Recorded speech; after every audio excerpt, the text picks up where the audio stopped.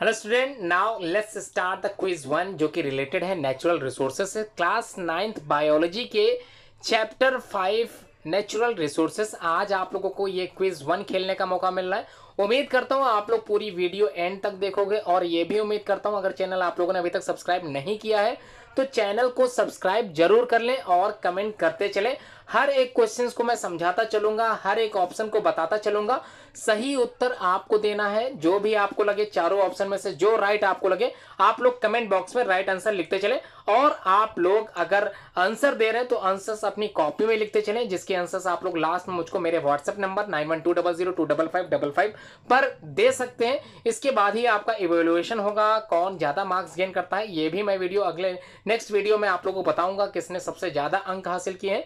तो इस वीडियो को पूरा देखना है, ध्यान रहे वीडियो पूरी देखनी है।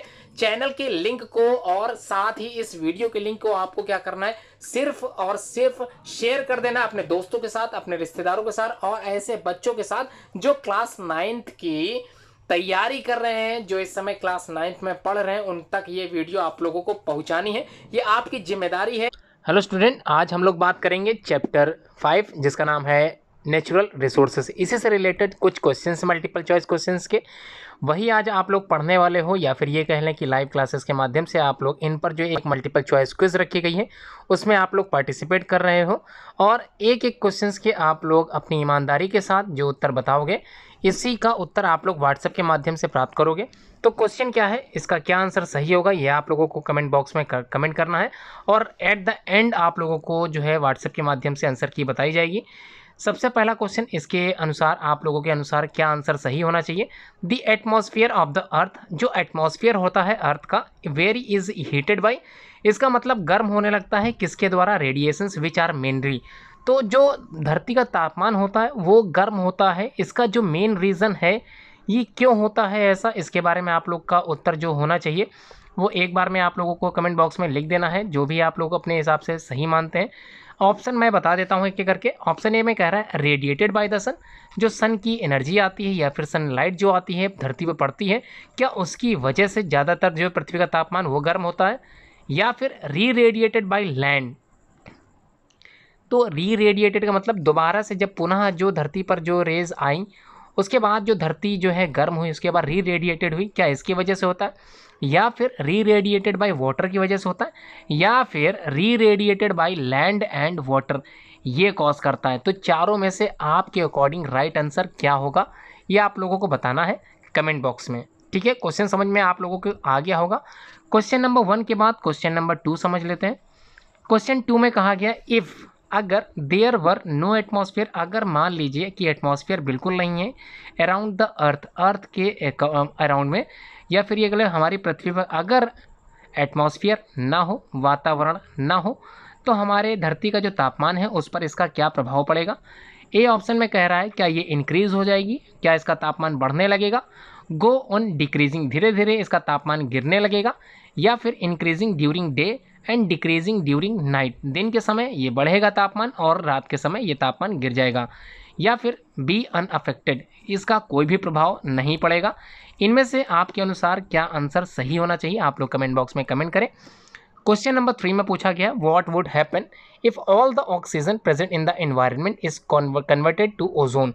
तो व्हाट वुड हैपन, क्या हो जाएगा अगर if all the oxygen present in the environment, जितनी भी ऑक्सीजन 21% जो एटमॉस्फेयर में ऑक्सीजन है ये सारी ऑक्सीजन कन्वर्ट हो जाए ओजोन में, O3 में कन्वर्ट हो जाए तो इसका क्या प्रभाव पड़ेगा। तो पहला ऑप्शन है वी विल बी प्रोटेक्टेड मोर, हम लोग ज़्यादा से ज़्यादा अपने आप की सुरक्षा कर पाएंगे इसकी वजह से। उसके बाद it will become poisonous and kill living forms, इसका मतलब क्या ये पॉइजनस हो जाएगी, जहरीली हो जाएगी, या फिर हमारा एटमॉस्फेयर जहरीला हो जाएगा जिसकी वजह से हम लोग मरने लगेंगे। सी है ozone is not stable hence it will be toxic, ozone एक ऐसी गैस है ये जो स्टेबल नहीं हो सकती, जबकि इसकी वजह से क्या हो सकता है ये टॉक्सिक हो जाएगी। लास्ट में it will help harmful sun radiation to reach earth and damage many life forms. ठीक है, इट विल हेल्प करती है, हमारी सहायता करती है, जो सन से रेडिएशंस आती है हमारी धरती तक तो जो पहुंचती हैं उसको क्या करता है, उन हार्मफुल रेस को वहीं पर पृथ्वी के बाहरी तापमान पर क्या करता है, बाहरी एटमॉस्फेयर में ये रोक देता है। ठीक है, क्या ये ऑप्शन सही होगा, तो आपके अकॉर्डिंग क्या आंसर सही होना चाहिए। आंसर देना है आप लोगों को। Question number 4, one of the following factor does not lead to soil formation in nature. इनमें से चारों में से कौन सा एक लीड फैक्टर होता है जो does not lead to soil formation in nature, नहीं कर पाता, लीड नहीं कर पाता, बनाने के प्रोसेस को नहीं परफॉर्म कर पाता। तो क्या चीज़ होती है, कौन सा फैक्टर है जो लीड नहीं कर पाता सॉइल फॉर्मेशन इन नेचर, मतलब सॉइल मतलब मृदा जो मिट्टी होती है उसको बनने में कौन सी एक फैक्टर जो है अवेलेबल नहीं होना चाहिए या फिर नहीं होता है। पहला है द सन, दूसरा है वाटर, तीसरा विंड है और लास्ट में पॉलीथीन बैग्स। इन चारों में से कौन सा does not lead to soil formation in nature. तो आप लोगों को आंसर मिल गया होगा, ठीक, आंसर कमेंट बॉक्स में जरूर करें। Question number 5, the two form of oxygen found in the atmosphere are. कौन कौन से फॉर्म होते हैं ऑक्सीजन के जो हमारे एटमॉस्फेयर में पाए जाते हैं, या फिर कह ले अर्थ के एटमॉस्फेयर पे कौन कौन से ऑक्सीजन के दो फॉर्म पाए जाते हैं। ध्यान रखना, ऑक्सीजन की बात हो रही है, ऑक्सीजन के साथ किसी कंपाउंड की बात नहीं हो रही, ऑक्सीजन के ही दो फॉर्म बताने हैं। क्या वाटर एंड ओजोन, ये सही होगा, या फिर वाटर एंड ऑक्सीजन, ये सही होगा, या फिर ओजोन एंड ऑक्सीजन, ये सही होगा, या फिर वाटर एंड कार्बन डाइऑक्साइड, ये ज़्यादा सही होगा। आपके अकॉर्डिंग क्या लग रहा है। अभी आप लोगों ने ओजोन के बारे में पढ़ा था और ऑक्सीजन के ही बात की जा रही है यहाँ पर, आपके अकॉर्डिंग इसका आंसर क्या होना चाहिए। क्वेश्चन नंबर 6 में पूछा गया है the process of nitrogen fixation. आप लोगों ने नाइट्रोजन साइकिल पढ़ी थी, उसी में एक प्रोसेस थी nitrogen fixation by bacteria does not take place in the presence of. किस चीज़ के प्रेजेंस होने पर नाइट्रोजन फिक्सेशन जो होता था बैक्टीरिया के द्वारा वो नहीं हो पाएगा, does not take place in the presence of, किस चीज़ की उपस्थिति के होने पर। पहला है मॉलिक्यूलर फॉर्म ऑफ हाइड्रोजन, इसकी उपस्थिति होने पर क्या नहीं हो पाएगा। दूसरा है एलिमेंटल फॉर्म ऑफ ऑक्सीजन, तीसरा है वाटर के प्रेजेंट होने के बाद, या फिर एलिमेंटल फॉर्म ऑफ नाइट्रोजन। तो क्या हो सकता है, कौन सा नाइट्रोजन फिक्सेशन नहीं हो पाएगा बैक्टीरिया के द्वारा, ठीक है, अगर प्रेजेंस हो क्या चीज़ इन चारों में से। आंसर दीजिए। क्वेश्चन नंबर 7 में पूछ रहा है रेनफॉल पैटर्न्स डिपेंड ऑन। जो पैटर्न होते हैं रेनफॉल के या फिर बारिश के जो पैटर्न्स होते हैं वो डिपेंड करते हैं किस चीज़ पे। ऑप्शन ए है the underground water table, option be the number of water bodies in an area, option see the density pattern of human population in an area, या फिर option D the prevailing season in an area. तो इन चारों में से कौन सा सही option आपके अकॉर्डिंग हो सकता है। ऑप्शन आप लोगों को समझ में आ गया होगा, द अंडरग्राउंड वाटर टेबल, जो धरती के नीचे का पानी होता है उसकी जो लेवल है या फिर टेबल है, क्या इसके अकॉर्डिंग क्या रेनफॉल पैटर्न डिपेंड होता है, या फिर number of water bodies in an area, किसी एरिया में नंबर ऑफ वाटर बॉडीज जैसे तालाब हो गया, झरना हो गया, नदी होगी, क्या इन पर डिपेंड करता है रेनफॉल, या फिर the density pattern of human population in an area. तो डेंसिटी की अगर बात करें किसी एरिया में पर्टिकुलर, क्या इसकी वजह से रेनफॉल जो है डिपेंड होता है, या फिर the prevailing season in an area, उस वातावरण का या फिर उस एरिया के सीजन पर इसका प्रभाव है। तो आप लोग समझ गए होंगे क्वेश्चन क्या पूछ रहा है। उसके बाद क्वेश्चन नेक्स्ट है एवं द गिवन ऑप्शन, इनमें से कौन सा ऑप्शन ज़्यादा सही है, which one is not correct. ध्यान रखना, नॉट करेक्ट की बात कर रहे हैं for the use of large amount of fertilisers and pesticides. तो इनमें से कौन सा ऑप्शन आप लोग लगाओगे, जिनमें से क्या आगे कहा गया है विच इज़ नॉट करेक्ट, कौन सा करेक्ट नहीं है for the use of large amount of fertilisers and pesticides. तो कौन कौन से टर्म्स हैं यहाँ पे दो दिए गए हैं, इसको समझ लेते हैं। पहला ऑप्शन दे रखा है दे आर इको फ्रेंडली, क्या ये सही हो सकता है, आप लोग को उत्तर देना है दे आर इको फ्रेंडली, या फिर ये कह सकते हैं कि they turn the field burn after some time, कुछ समय बाद इसका ज़्यादा से ज़्यादा अगर हम लोग यूज़ करेंगे तो कुछ समय बाद जो वहाँ की जो मैदान होगा वो उपजाऊ रहित हो जाएगा, उपजाऊ का मतलब वो बंजर हो जाएगा, या फिर they adversely effect the useful component from the soil, effect करेगा useful component of the soil के कंपोनेंट जो भी पाए जाते हैं सॉइल में, क्या उस पर कोई प्रभाव डालेगा, या फिर डी ऑप्शन सही होगा दे destroy the soil fertility, soil की फर्टिलिटी को कम कर देगा। इन चारों में से आपके अकॉर्डिंग कौन सा ऑप्शन राइट नहीं है, ठीक है, ध्यान रखना, नॉट पूछा गया था। इसके बाद क्वेश्चन नंबर 9 में आप लोगों से पूछा गया the nitrogen molecules present in air can be converted into nitrates and nitrites by कौन सी प्रोसेस? एक ऑप्शन में दे रखा है A biological process of nitrogen fixation bacteria present in soil. क्या ये सही होगा कि बायोलॉजिकल प्रोसेस के तहत ऑफ नाइट्रोजन फिक्सिंग बैक्टीरिया जो प्रेजेंट होते हैं किसी सॉइल में, या फिर a biological process of a carbon fixing present factor, ये सही होगा। या फिर C option any of the industries manufacturing nitrogen compound, किसी भी इंडस्ट्रीज से निकले वाले मैन्युफैक्चरिंग नाइट्रोजन कंपाउंड इस पर डिपेंड होगा। या फिर the plant used as cereal crops in the field, ऐसे प्लांट जो सीरियल्स हैं ये कैटेगरी में डिवाइड किए गए हैं किसी फील्ड में, या फिर इन पर डिपेंड करेगा। ठीक है, आप लोगों ने पढ़ा था नाइट्रोजनस बैक्टीरिया जो फिक्सेशन वाले होते हैं वो रूट नोड्यूल्स में ही पाए जाते हैं, ये आप लोग पढ़ चुके थे। आपके अकॉर्डिंग क्या आंसर सही होना चाहिए आप लोगों को कमेंट बॉक्स में लिखना है। One of the following processes is not a step involve in the water cycle operation in nature, इनमें से कौन सी प्रोसेस बिल्कुल स्टेप नहीं आती है किसी वाटर साइकिल ऑपरेशन नेचर में? तो आप लोगों ने वाटर साइकिल पढ़ा था तो याद होगा आप लोगों को सारी साइकिल्स में आने वाले जितने भी टर्म्स थे, इनमें से कौन सा ऐसा टर्म्स है जो बिल्कुल भी पार्टिसिपेट नहीं करता वाटर साइकिल के अंतर्गत? पहला ऑप्शन है इवेपोरेशन। क्या हो सकता है ये इवेपोरेशन जो वाष्पीकरण होता है? उसके बाद ट्रांसपिरेशन, क्या ये सही हो सकता है वाष्पोत्सर्जन? या फिर प्रेसिपिटेशन, ये सही होगा।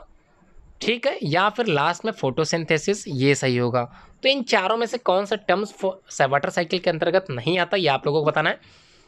Next the term water pollution can be defined in the several ways, which of the following statement does not give the correct definitions? चार ऑप्शन में कौन सी करेक्ट डेफिनेशंस नहीं है, ये आप लोगों को अकॉर्डिंग टू वाटर पोल्यूशन के थ्रू बताना है। A option the addition of undesirable substance to water bodies, undesirable जो अपेक्षणीय होते हैं जिनकी अपेक्षा नहीं की जाती, अगर ऐसे सब्सटेंस वाटर बॉडीज में घुल जाए तो ये एडिशन ही क्या कहलाता है? Water pollution. तो आपको लगता है क्या ये गलत होगा? या फिर B option the removal of desirable substance from water bodies, the removal of desirable substance from water bodies, removal मतलब निकल जाना डिजायरेबल सब्सटेंस का जो हमारे लिए डिजायर करते हैं हम लोग, ऐसा अनुमान लगाते हैं कि ये सारे सब्सटेंस इसमें होने चाहिए। या फिर ये सही होगा।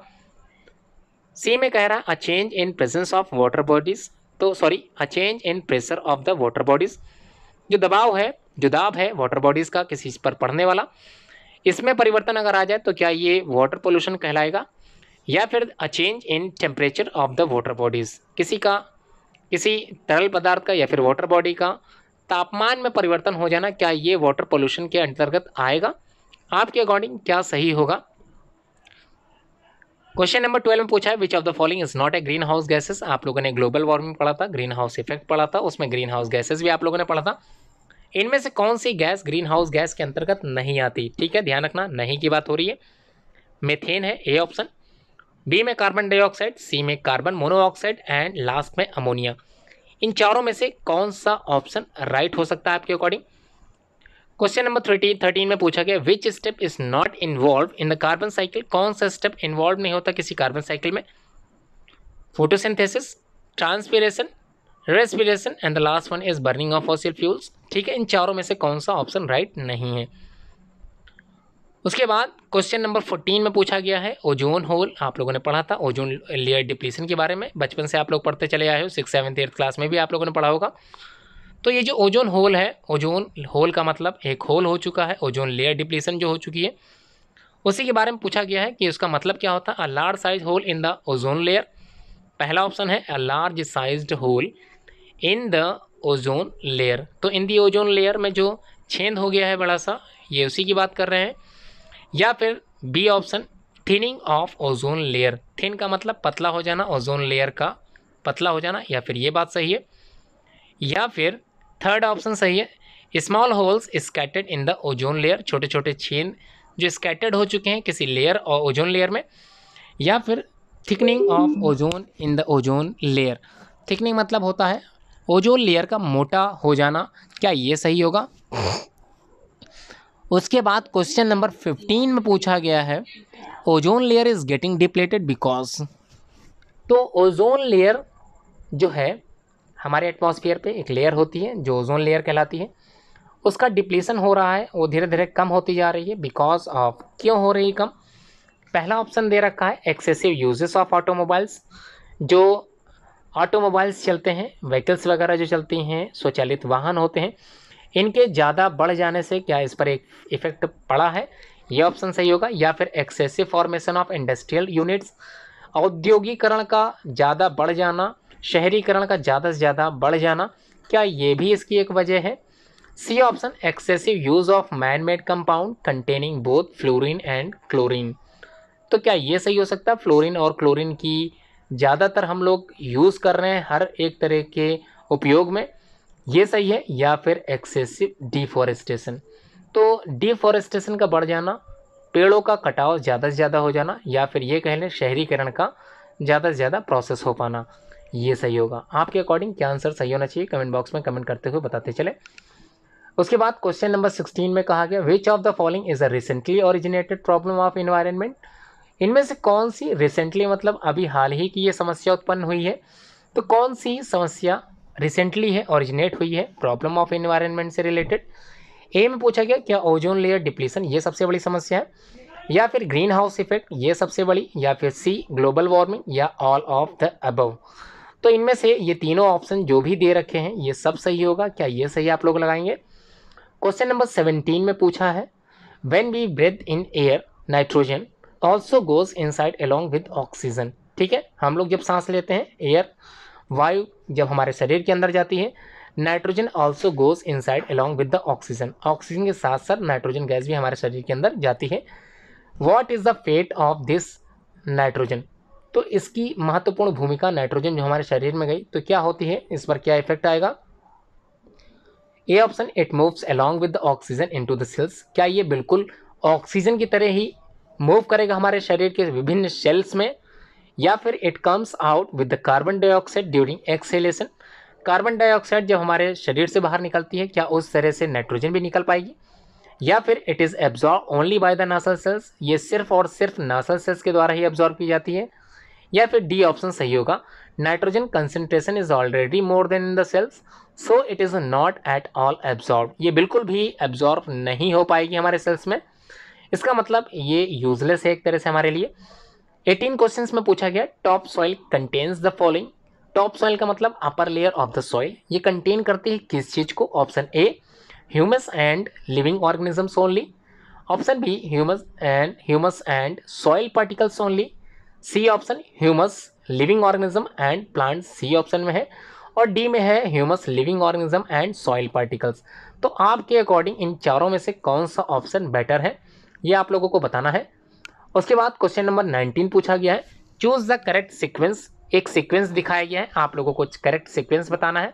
ए में दे रखा है कार्बन डाइऑक्साइड इन एटमॉस्फेयर, इसको डिकम्पोजर्स डिकम्पोज करते हैं, उसके बाद organic compound organic carbon in animals में पहुंचता है, उसके बाद ऑर्गेनिक कार्बन इन प्लांट्स में पहुंचता है, क्या ये सही होगा, या फिर कार्बन डाइऑक्साइड जो हमारे एटमॉस्फेयर में है उसको यूटिलाइज करते हैं ऑर्गेनिक कार्बन इन प्लांट्स के द्वारा यूटिलाइज होता है, ऑर्गेनिक कार्बन इन एनिमल्स के द्वारा, उसके बाद इनऑर्गेनिक कार्बन इन सॉइल के द्वारा, ये सही होगा, या फिर C option inorganic carbonates in water में मिला होता है जो, और वही वाटर ऑर्गेनिक कंपाउंड्स या फिर कार्बन इन प्लांट्स में पहुंचता है, उसके बाद ऑर्गेनिक कार्बन से इन एनिमल्स में पहुंचता है, उसके बाद स्कैवेंजर्स से होता हुआ आगे जाता है, ठीक है, ये ऑप्शन सही होगा, या फिर डी ऑप्शन सही होगा ना, ऑर्गेनिक कार्बन इन एनिमल्स में जाता है ऑर्गेनिक कार्बन, उसके बाद इन कार्बन जो ऑर्गेनिक कार्बन एनिमल्स में गया उसको डिकम्पोज करते हैं, उसके बाद CO2 इन एटमॉस्फेयर में पहुंच गया, और लास्ट में ऑर्गेनिक कार्बन इन प्लांट्स में पहुंच गया, क्या ये साइकिल सही होगी।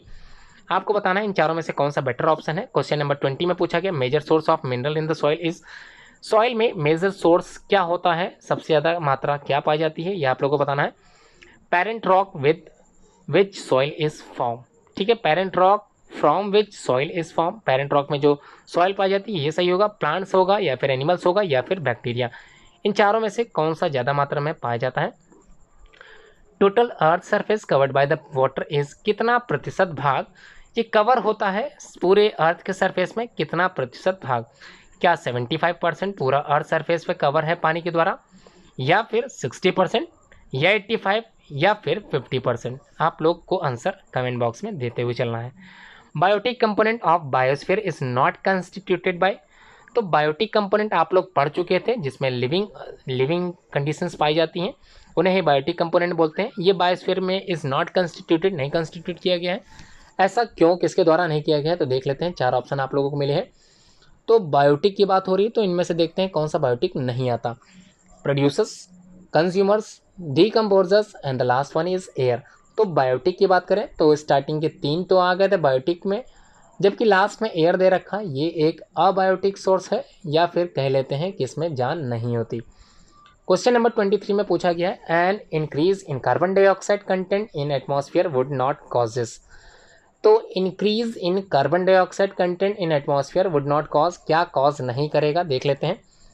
मोर heat to be retained by the environment, ज़्यादा से ज़्यादा गर्म होगा हमारा पृथ्वी का तापमान, या फिर increase in the photosynthesis in plant, photosynthesis की दर बढ़ जाएगी कार्बन डाई की उपस्थिति में, या फिर ग्लोबल वार्मिंग बढ़ने लगेगा, या फिर एबंडेंस ऑफ डेजर्ट प्लांट। ये ऑप्शन सही होगा। तो आपको बताना है आंसर कौन सा सही होगा। इसके बाद क्वेश्चन नंबर 24 में पूछा है, oxygen is return to the atmosphere mainly. ये जो ऑक्सीजन होती है हमारी पृथ्वी के एटमॉस्फेयर में, ये वापस आ जाती है। ऑक्सीजन साइकिल आप लोगों ने पढ़ी थी, ये कैसे आती है, कब आती है, ये आप लोगों को बताना है। ए ऑप्शन में कहा है बर्निंग ऑफ फॉसिल फ्यूल्स, जब हम लोग फॉसिल फ्यूल्स को जलाते हैं क्या तब ऑक्सीजन रिटर्न हो जाती है, या फिर रेस्पिरेशन के द्वारा ऑक्सीजन रिटर्न होती है, या फिर फोटोसिंथेसिस के द्वारा, या फिर इसको फंगी जो है रिटर्न करते हैं इस ऑक्सीजन को। तो आपको आंसर मिल गया होगा। पेड़ पौधे ऑक्सीजन को रिलीज करते हैं, एक प्रोसेस होती है, वो प्रोसेस का नाम आप लोग समझ गए होंगे क्या है। 25 में पूछा गया, low visibility during cold weather is due to. तो low visibility during cold weather हम लोग नहीं देख पाते हैं, इसका कारण क्या होता है? Due to formation of fossil fuels, या फिर unburn carbon particles by hydrocarbon suspended in the air, air में रह जाते हैं कुछ कार्बन के पार्टिकल्स जो पूरी तरह से जल नहीं पाते, या फिर C option lack of adequate power supply, जो वहाँ का जो लाइट कनेक्टिविटी होती है वो सही से पावर सप्लाई नहीं कर पाती, जिस वजह से हमको दिखाई नहीं देता, या फिर नन ऑफ दिस, ये सही होगा। तो आंसर आप लोगों को मिल गया होगा। 26 में ग्रोथ ऑफ लाइकेंस या लिचिन्स। तो ग्रोथ का मतलब है बढ़ जाना, of barren rocks on the followed by the growth of, किस चीज़ के बढ़ने पर लाइकेंस बढ़ जाते हैं उनके बैरन रॉक्स पे, मॉसेस या फर्न्स या जिम्नोस्पर्म या फिर एल्गी। तो लाइकेन के बारे में आप लोगों ने क्लास 7th में भी पढ़ा था, क्लास 8th में भी पढ़ा था। तो उसमें जब आप लोग पढ़ रहे थे तो लाइकेंस क्या, एल्गी और फंगी के दोनों के मिले जुले भाग होते हैं। तो बैरन रॉक्स में ये बढ़ जाते हैं, इनकी ग्रोथ बढ़ जाती है due to the formation of, ये आप लोगों को बताना है, आप लोग आंसर समझ गए होंगे। 27 में marked temperature change in marked temperature changes in aquatic environment can effect.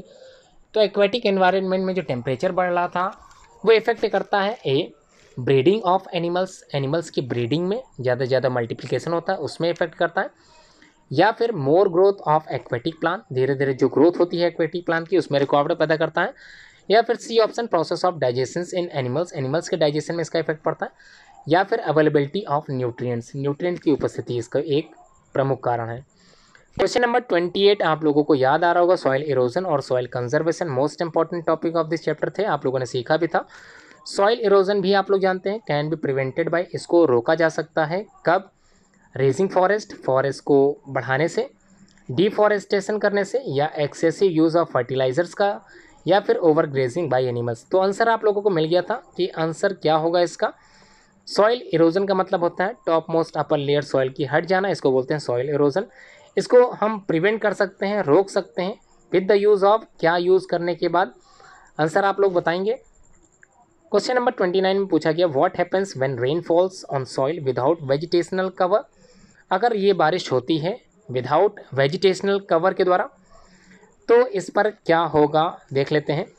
A option में कह रहा है rain water percolates in soil efficiently, या फिर rain water causes loss of surface soil, rain water से जो लॉस होता है अपर मोस्ट सॉइल लेयर का ये होगा, या फिर rain water leads to the fertility of the soil, जो फर्टिलिटी होती है उसको लीड करेगा, या फिर rain water does not cause any change in the soil, जो रेन वाटर होता है बिल्कुल कोई भी कॉज उत्पन्न नहीं करेगा। ये ऑप्शन आप लोग प्रेफर रखोगे, या फिर कोई और ऑप्शन कमेंट बॉक्स में आप लोगों ने कमेंट कर दिया होगा। आखिरी क्वेश्चन है इस चैप्टर का, मल्टीपल चॉइस क्वेश्चन, जो आज एक क्विज की तरह आप लोग कर रहे हो पार्टिसिपेट। आंसर आप लोग देते चल रहे होंगे, आंसर आप लोग लास्ट में व्हाट्सएप के जरिए आप लोग प्राप्त कर सकते हैं। व्हाट्सएप नंबर आप लोग जानते हैं 9120025555। आप लोग अपनी कॉपी में आंसर ज़रूर लिखें, लास्ट में क्वेश्चन है question number 30, oxygen is harmful for, हमारे लिए ऑक्सीजन हार्मफुल हो जाएगी, ये कब होगी? फर्न्स के लिए, नाइट्रोजन फिक्सेसिंग बैक्टीरिया, या फिर कारा एक तरह का एल्गी मान लेते हैं, या फिर लास्ट में मैंगो ट्री। तो यहाँ पर आप लोगों के अकॉर्डिंग कौन सा आंसर आप लोग चूज़ करोगे या कौन सा आंसर आप लोग सेलेक्ट करोगे, आंसर कमेंट बॉक्स में ज़रूर करें। उम्मीद है आप लोगों ने लास्ट तक वीडियो देखी होगी, कमेंट बॉक्स में कमेंट जरूर किए होंगे, और ये भी उम्मीद करता हूँ कि आप लोगों ने चैनल को सब्सक्राइब जरूर किया होगा। चैनल सब्सक्राइब करने के बाद बेल आइकन प्रेस करना बिल्कुल ना भूलें। बेल आइकन प्रेस करने के बाद आप लोग लेटेस्ट नोटिफिकेशन पाते रहोगे।